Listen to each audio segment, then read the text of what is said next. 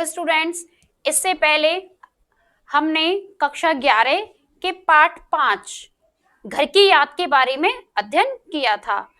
तो हमने उसकी कुछ पंक्तियों का अर्थ अभी तक देख लिया था, जिनमें हमने अभी तक ये देखा कि हमारे जो कवि हैं भवानी प्रसाद मिश्र, वो किस तरीके से स्वतंत्रता आंदोलन में भागीदारी लेने के कारण जेल चले जाते हैं।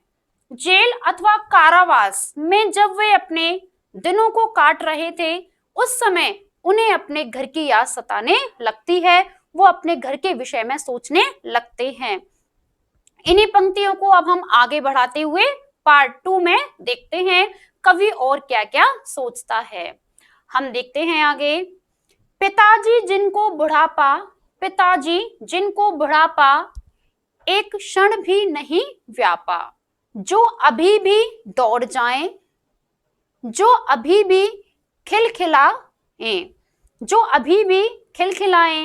मौत के आगे ना हिचके, शेर के आगे ना बिचके, बोल में बादल गरजता,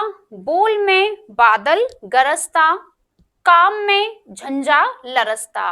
तो काम में झंझा लरसता, ये जो चंद पंक्तियां हैं, इनका हम अर्थ समझने की कोशिश करते हैं। तो ये कुछ पंक्तियां हमने अभी पढ़ी थी, जैसे कि पिताजी जिनको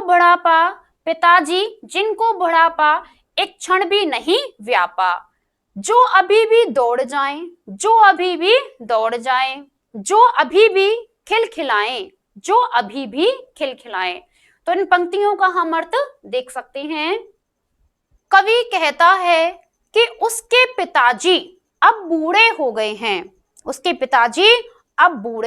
हैं, परंतु उन्होंने बुढ़ापे को कभी अनुभव ही नहीं किया था, और जैसे कि विवशता और वृद्धों जैसी विवशता और असमर्थता उनके सामने कभी आई ही नहीं थी। देखो, वृद्धावस्था में वृद्धों जैसी विवशता मतलब सही प्रकार से चल नहीं पाना, अपने दैनिक कार्य जो हैं उन्हें नहीं कर पाना, या फिर कुछ बीमारियां जैसे रुग्ण अवस्था में हो जाना, ऐसी समस्याएं कवि के पिताजी को हुई ही नहीं थी, क्योंकि उनके पिताजी ने कभी भी बुढ़ापे को अनुभव ही नहीं किया था। तो वृद्धों जैसी जो विवशताएं हैं, असमर्थता है, उनके पिताजी के सामने कभी आई ही नहीं थी। वृद्ध होने के कारण उन्होंने थोड़ी देर के लिए भी अपनी कर्मठता का परित्याग नहीं किया था।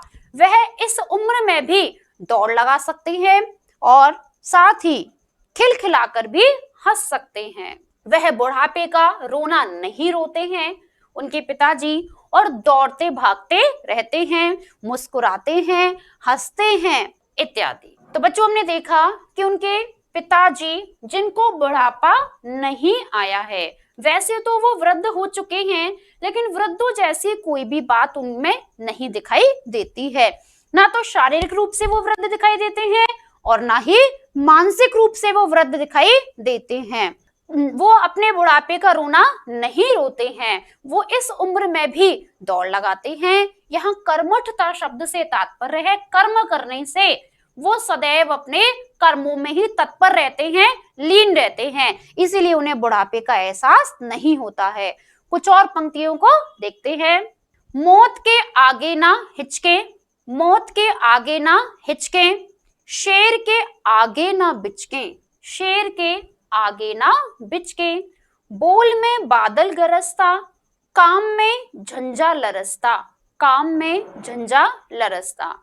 इन पंक्तियों का अर्थ हम इस प्रकार से कर सकते हैं कि उनमें भय तो लेश मात्र भी नहीं है, सामने मृत्यु के आने पर भी वह डरते नहीं हैं। अगर शेर भी उनके सामने आकर खड़ा हो जाता है तो वह कदम पीछे नहीं हटाते हैं। उनकी बोली बहुत कड़कड़ी है, जब वह बोलते हैं तो ऐसा लगता है जैसे बादल गरज रहा हो। वे अत्यंत कर्मठ हैं। कर्मठ का मतलब क्या है? कर्मशील हैं, वो सदैव काम करते रहते हैं। अब भी वह काम से पीछे नहीं हटते हैं। उनकी कार्यक्षमता के सामने आंधी भी लज्जित होती है। कुछ और पंक्तियां यहां हम देखते हैं। आज गीता पाठ करके, आज गीता पाठ करके, दंड 260 करके, दंड 260 करके, खूब मुगदर हिला लेकर, खूब मुगदर हिला लेकर, मूठ उनकी मिला लेकर, मूठ उनकी मिला लेकर, जबकि नीचे आए होंगे, जबकि नीचे आए होंगे, नैन जल से छाए होंगे, नैन जल से छाए होंगे, हाय पानी गिर रहा है, हाय पानी गिर रहा है, घर नजर में तिर रहा है। तो घर नजर में तिर रहा है। विद्यार्थियों, इन पंक्तियों का अर्थ हम एक एक करके करने की कोशिश करते हैं। कुछ पंक्तियां हमने अभी पढ़ी, जैसे आज गीता पाठ करके, आज गीता पाठ करके, दंड 260 करके, दंड 260 करके, खूब मुगदर हिला लेकर, मूठ उनकी मिला लेकर। इन पंक्तियों का अर्थ हम इस प्रकार से देख सकते हैं। कवि को स्मरण आ रहा है कि उसके पिता धार्मिक ग्रंथ गीता को पढ़ने के उपरांत व्यायाम किया करते हैं। कवि को स्मरण आ रहा है कि उनके पिता धार्मिक ग्रंथ गीता को पढ़ने के उपरांत व्यायाम करते हैं। गीता पाठ के बाद उन्होंने 260 दंड किए होंगे और उन्होंने मुगदर को हाथों से उठाकर खूब घुमाया होगा, साथ ही उन्होंने उसकी मूठ को पकड़कर भी मिलाया होगा। बच्चों, ये मूठ शब्द से तात्पर्य है जो पहलवान होते हैं या फिर जो शारीरिक कसरत करते हैं, उनके पास एक पत्थर का या फिर कोई एक ऐसा भारी वजनी एक ऐसी चीज होती है जिसको हम मूठ कहते हैं। उन्हें दोनों हाथों से पकड़ के अपने गर्दन का अभ्यास किया जाता है, एक्सरसाइज की जाती है। तो उनके पिता जो हैं, उन्होंने आज भी गीता का पाठ किया होगा। इससे हमें उनके पिताजी की धार्मिक प्रवृत्ति का पता चलता है। वो धर्म के लिए जितने सजग थे, उतने अपने शरीर के लिए भी वो सजग थे। तो उन्होंने गीता का पाठ करने के उपरांत मूठ को मिलाया होगा, अपने दोनों हाथों से घुमाया होगा। कुछ और पंक्तियां हम यहाँ देखते हैं। जबकि नीचे आए होंगे, जबकि नीचे आए होंगे, नैन जल से छाए होंगे, नैन जल से छाए होंगे, हाय पानी गिर रहा है, घर नजर में तिर रहा है। इन पंक्तियों का हम अर्थ देखते हैं। व्यायाम करने के बाद वह छत से उतरकर नीचे आए होंगे। व्यायाम करने के बाद वे छत से उतरकर जब नीचे आए होंगे तो उस समय अपने सबसे छोटे बेटे यानी हमारी कविता के कवि को याद करके उनके नेत्र आंसुओं में डूब गए होंगे। कवि को यह सोचकर दुख हो रहा है, कवि को इस बात को सोचकर दुख हो रहा है कि इधर जेल की बैरक के बाहर पानी बरस रहा है और उधर कवि की नजरों में उसके घर और उसके परिजन की याद सता रही है। स्टूडेंट्स, कुछ और पंक्तियों को यहाँ हम देखते हैं। 4 भाई 4 बहनें, 4 भाई 4 बहनें, भुजा भाई प्यार बहनें, भुजा भाई प्यार बहनें, खेलते या खड़े होंगे, खेलते या खड़े होंगे, नजर उनको पड़े होंगे, नजर उनको पड़े होंगे, पिताजी जिनको बुढ़ापा, पिताजी जिनको बुढ़ापा एक क्षण भी नहीं व्यापा, एक क्षण भी नहीं व्यापा, रो पड़े होंगे बराबर, रो पड़े होंगे बराबर, पांचवे का नाम लेकर, पांचवे का नाम लेकर। इन पंक्तियों को हम समझने की कोशिश करते हैं। 4 भाई 4 बहनें, 4 भाई 4 बहनें, भुजा भाई प्यार बहनें, भुजा भाई प्यार बहनें, खेलते या खड़े होंगे, नजर उनको पड़े होंगे। इन पंक्तियों का अर्थ इस प्रकार कर सकते हैं। कवि कहता है कि घर पर उसके 4 भाई हैं तथा 4 ही बहनें हैं। उनके घर पर 4 भाई हैं और 4 ही बहनें भी हैं।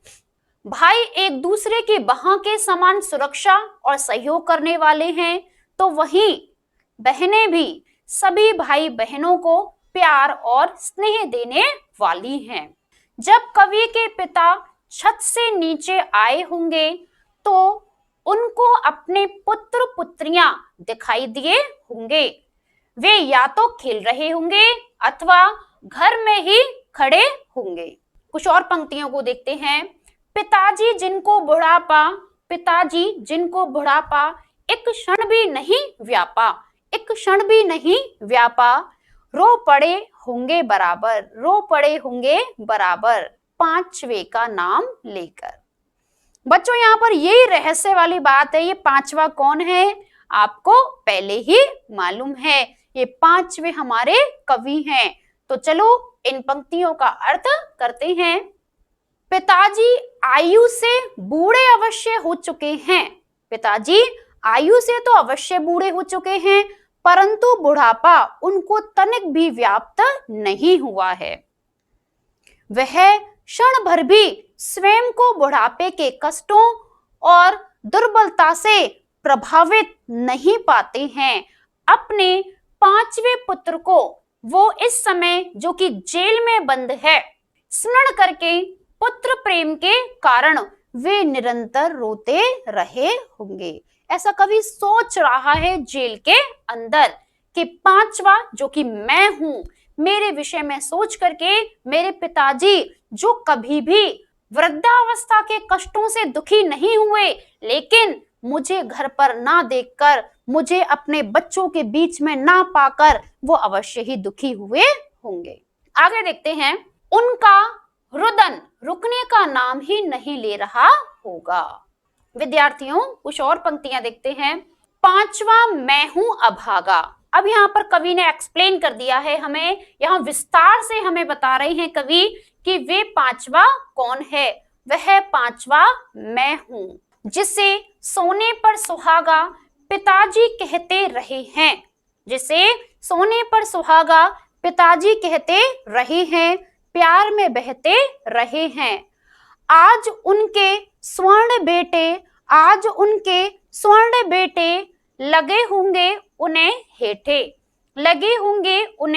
हेठे, क्योंकि मैं उन पर सुहागा बंधा बैठा हूं अभागा। इन पंक्तियों का अर्थ देखते हैं। पंक्तियां हमने अभी पढ़ी हैं। 5वां मैं हूं अभागा, जिससे सोने पर सुहागा पिताजी कहते रहे हैं, प्यार में बहते रहे हैं। अर्थ देखते हैं इनका। कवि कहता है कि उसके 4 भाई हैं और वे घर पर ही रहे हैं, मतलब अभी वो घर पर ही रहते हैं, और वह अपने पिताजी का 5वां बेटा है जो कि इस समय घर से दूर है।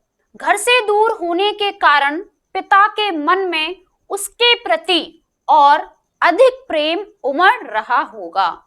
पिताजी उसे अपने अन्य पुत्रों से श्रेष्ठतर कहकर उसे सोने पर सुहागा बताते रहे हैं, यद्यपि वह भाग्यहीन उनके निकट नहीं है। उसको अन्य भाइयों से श्रेष्ठ बताने का कारण पिताजी का उसके प्रति प्रेम ही तो है। प्रेम के वशीभूत होकर ही वह ऐसा कह रहे होंगे। सोने पर सुहागा होना मुहावरा है जिसका शाब्दिक अर्थ है शुभकारी होना या मंगलकारी होना। 4 पुत्रों के बाद 5वां पुत्र हमारे कवि हैं, तो इसीलिए उनके जो पिताजी हैं उन्हें सोने पर सुहागा कहते होंगे। लेकिन कवि कह रहे हैं कि मैं कहाँ शुभकारी हूँ, मैं तो अभागा हूँ। कवि ने स्वयं को शुभकारी या मंगलकारी ना मानकर अभागा माना है। क्यों माना है? वो स्वयं को भाग्यहीन इसलिए मानते हैं क्योंकि वे इस समय अपने पिताजी का प्यार पाने के लिए घर पर नहीं हैं, वो तो इस समय कारावास में बंद हैं। कुछ और पंक्तियों का अर्थ देख सकते हैं। आज उनके स्वर्ण बेटे लगे होंगे उन्हें हेठे, क्योंकि मैं उन पर सुहागा बंधा बैठा हूं अभागा।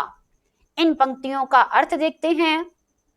घर से दूर होने के कारण कवि को अपने पिता का बढ़ा हुआ प्रेम अनायास ही प्राप्त हो गया होगा। अपने पांचवें पुत्र के प्रति अतिशय प्रेम के कारण ही पिताजी को घर पर उपस्थित चारों पुत्र छोटे और निम्न गुणों वाले प्रतीत हुए होंगे, क्योंकि वे स्वर्ण हैं तो उन पर सुहागे के समान हैं, अर्थात उनकी तुलना में श्रेष्ठ हैं। प्रेमवश उसके प्रति पिताजी का यह मत संभव है, परंतु कवि मानता है कि वह भाग्यहीन है, तभी तो वह पिता से दूर कारावास में बंद होने के कारण अपने पिता को ढांढस भी बंधाने में असमर्थ है। यहाँ स्वर्ण बेटे किसके लिए आया है? कवि के अन्य भाइयों के लिए आया है। कवि के भाइयों के लिए स्वर्ण शब्द का प्रयोग किया गया है, क्योंकि उन स्वर्ण पर सुहागे के प्रतीक में कवि हैं, क्योंकि वे सोने पर सुहागा समझते हैं उनके पिताजी। तो कवि सोचते हैं कि मैं इस समय घर पर नहीं हूं, इसीलिए मेरे भाइयों के गुण भी मेरे पिताजी को निम्न ही लगे होंगे, उन्हें वे छोटे ही लगे होंगे, क्योंकि मेरे पिताजी मुझसे अतिशय प्रेम करते हैं। क्या हुआ, मैं इस समय घर नहीं हूं, लेकिन उनका जो प्रेम है वह अनायास ही मुझे इस समय कारावास तक अनुभूत हो रहा है। तो इस समय पिताजी से वे दूर हैं, लेकिन पिताजी अगर होते तो वे उन्हें ढांढस यानी कि सांत्वना बंधाते। कुछ और पंक्तियों को देखते हैं विद्यार्थियों। और माँ ने कहा होगा दुख कितना बहा होगा, और माँ ने कहा होगा दुख कितना बहा होगा। आंख में किस लिए पानी, आंख में किस लिए पानी, वहां अच्छा है भवानी, वहां अच्छा है भवानी। वह तुम्हारा मन समझकर और अपनापन समझकर गया है सो ठीक ही है, गया है सो ठीक ही है, यह तुम्हारी लीक ही है। इन पंक्तियों को देखते हैं जो कि कवि की माँ ने अपने पति से कही है, अर्थात कवि की माँ ने कवि के पिताजी से कुछ कहा है। तो इन पंक्तियों को देखते हैं। और माँ ने कहा होगा दुख कितना बहा होगा, आंख में किस लिए पानी, वहां अच्छा है भवानी। अर्थ देखते हैं विद्यार्थियों।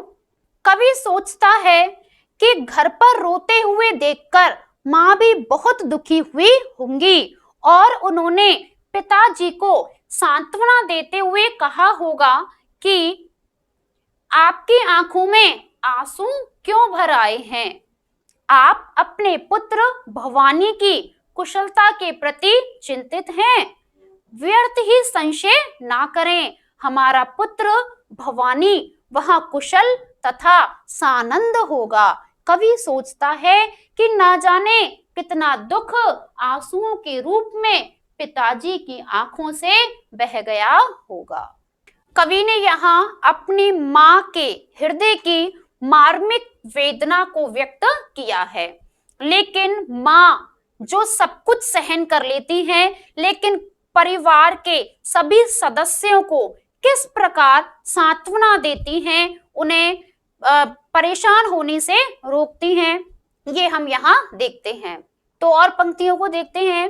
वह तुम्हारा मन समझकर और अपनापन समझकर गया है सो ठीक ही है, गया है सो ठीक ही है, यह तुम्हारी लीक ही है। इसका अर्थ जानने की कोशिश करते हैं। इसका अर्थ इस प्रकार से हो सकता है।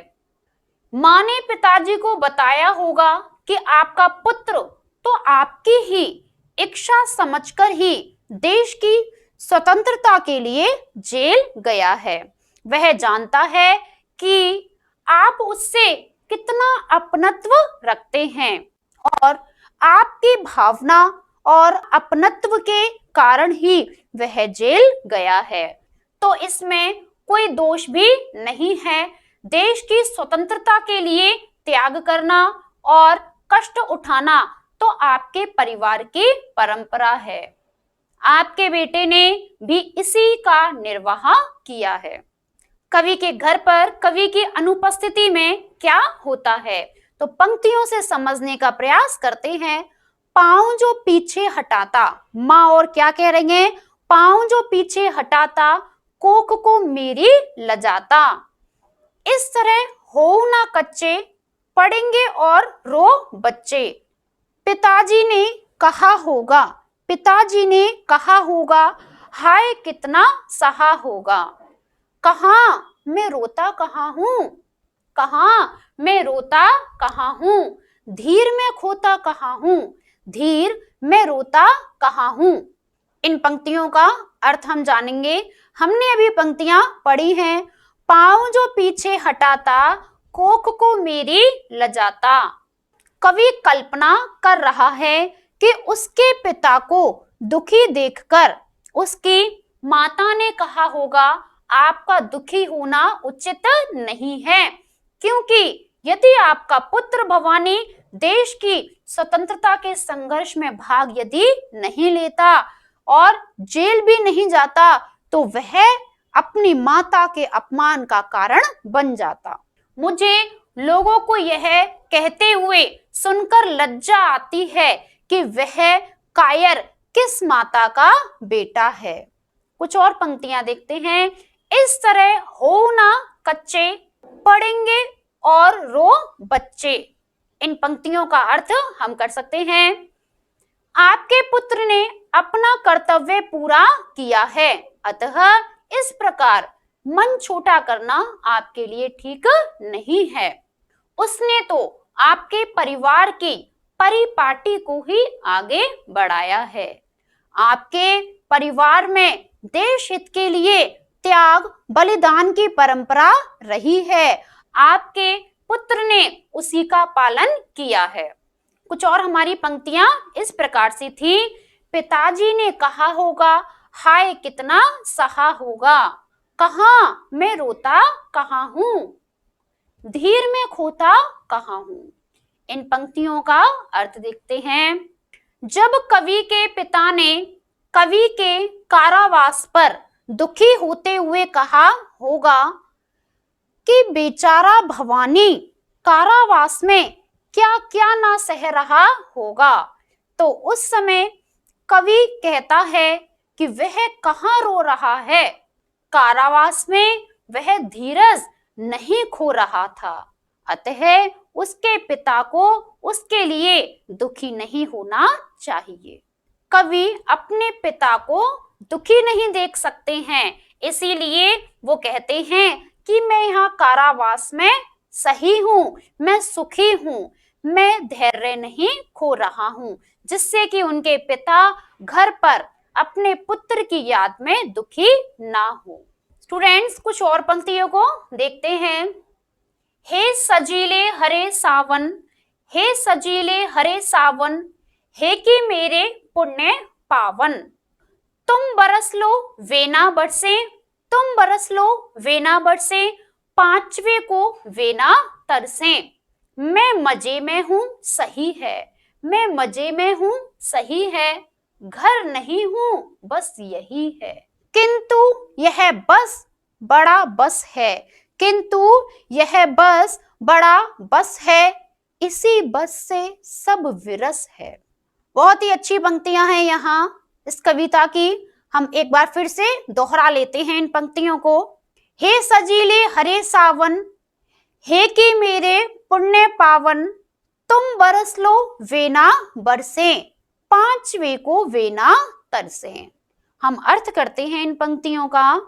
कवि सावन से कहता है, हे सुंदर सावन, हे हरियाली से सुसज्जित सावन, तुम अत्यंत पवित्र हो, तुम जो पानी बरसाते हो और वह लोगों को नव जीवन देता है, तुम यहाँ पर जी भरकर वर्षा कर लो, तुम चाहे जितना पानी बरसाओ, परंतु तुम मेरे पिता को कष्ट नहीं देना। वे आगे कहते हैं, तुम्हें पानी बरसाता देखकर कहीं उनकी आंखों में भी आंसू ना बरसने लगे। यह ध्यान अवश्य रखना कि उनको अपने पांचवें पुत्र की याद ना आ जाए और उसके लिए वे व्याकुल ना हो उठे। कुछ और पंक्तियों को देखते हैं। मैं मजे में हूं सही है, मैं मजे में हूं सही है, घर नहीं हूं बस यही है, किंतु यह बस बड़ा बस है, इसी बस से सब विरस है।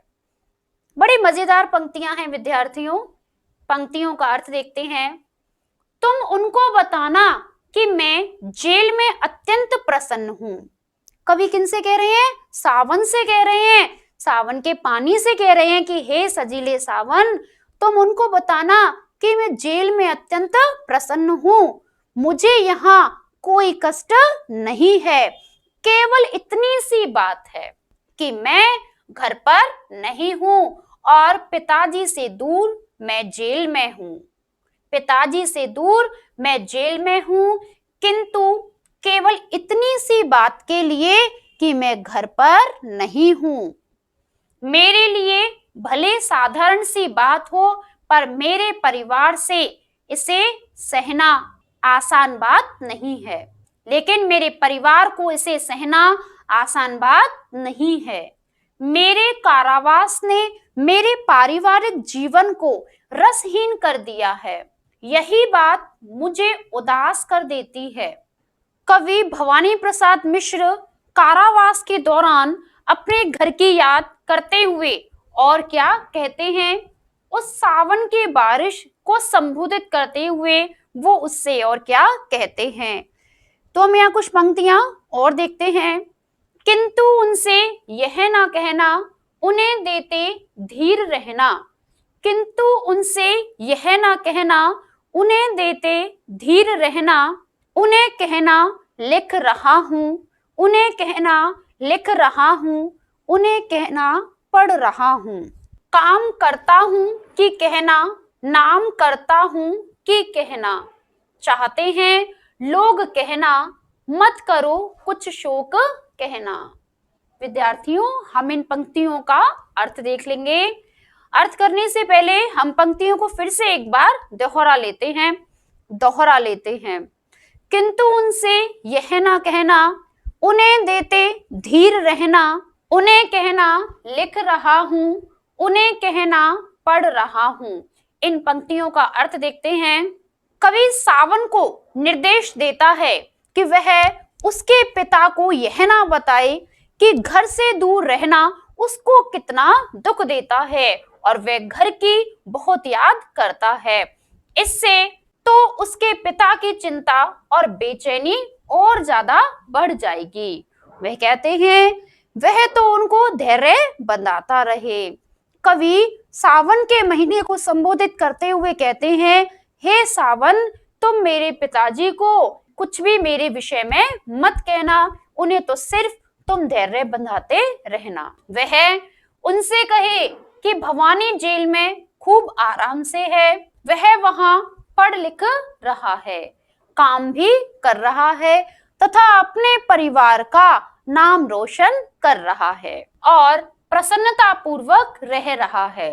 तो यहाँ हमने देखा विद्यार्थियों, कवि सावन मास को संबोधित करते हुए केवल अपने विषय की सुखदायक बातों को बताने की ही कहता है, जिससे कि उनके पिताजी अपने पुत्र के लिए बेचैन नहीं हो। तो वो सावन से कहता है कि हे सावन, तुम मेरे पिताजी को मेरे विषय में अच्छी ही बातों को बताना, जिससे वो वहां पर आराम से रह सके, उनकी बेचैनी और ज्यादा बढ़े नहीं। काम करता हूं कि कहना, नाम करता हूं कि कहना। काम करता हूं कि कहना, नाम करता हूं कि कहना। चाहते हैं लोग कहना, मत करो कुछ शोक कहना। अर्थ देखते हैं इन पंक्तियों का। उनसे कहना कि वह वहां खूब काम करता है, वह ऐसे काम करता है कि जिससे उसके माता पिता तथा देश का नाम ऊंचा होता है, और कहना कि उसके काम प्रशंसनीय हैं, वो अच्छे काम करता है तथा सभी लोग उसको खूब चाहते हैं, जेल में भी सभी उसको खूब चाहते हैं।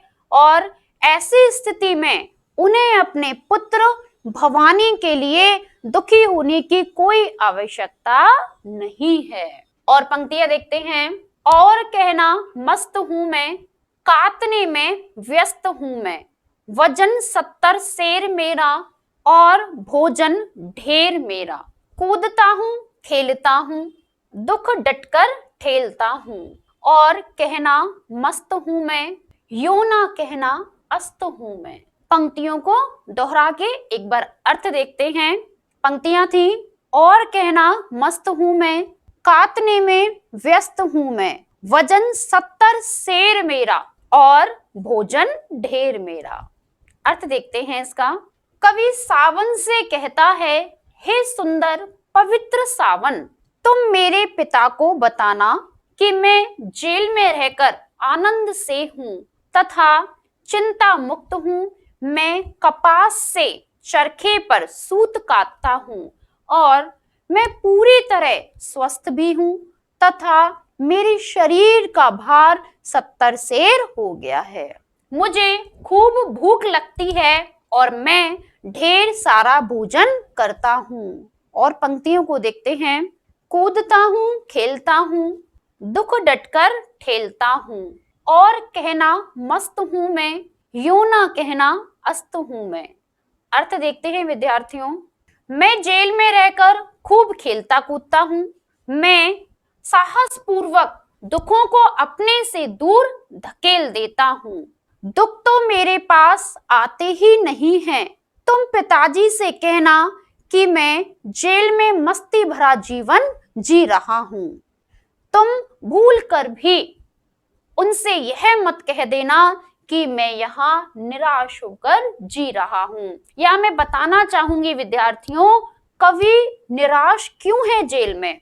कवि अपने घर की याद के कारण यहाँ निराश है। इसीलिए वो सावन से कहता है कि हे सावन, तुम मेरे पिताजी से ये मत कह देना कि मैं यहाँ निराशा में डूबा हुआ हूँ। उनसे कहना कि मैं यहाँ खूब खेलता हूँ और मैं यहाँ एक मस्ती भरा जीवन जी रहा हूँ।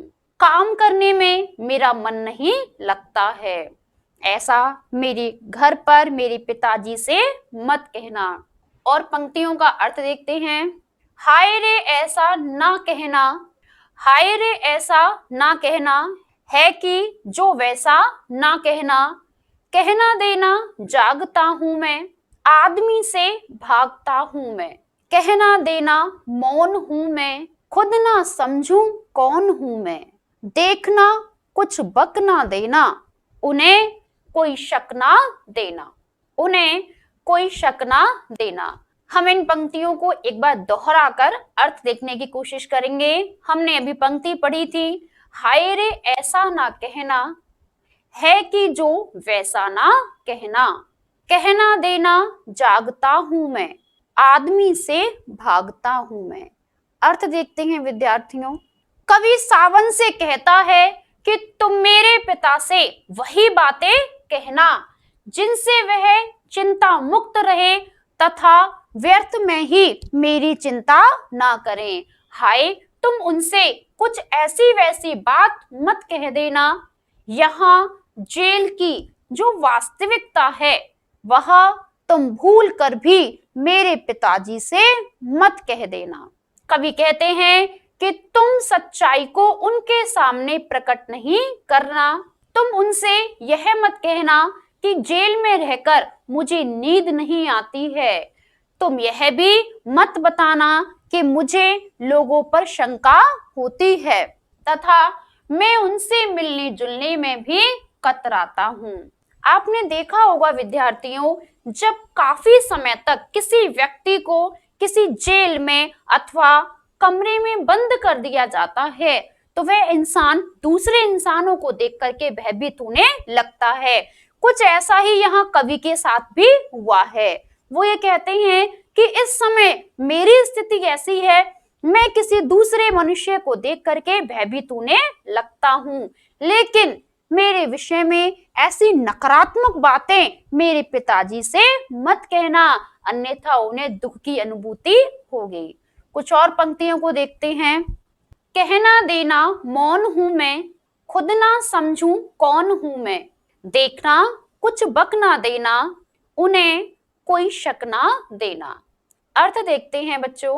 तुम पिताजी से यह मत कहना कि मुझे किसी से बातचीत करना भी अच्छा नहीं लगता है, मैं हर समय चिंता में ही रहता हूँ।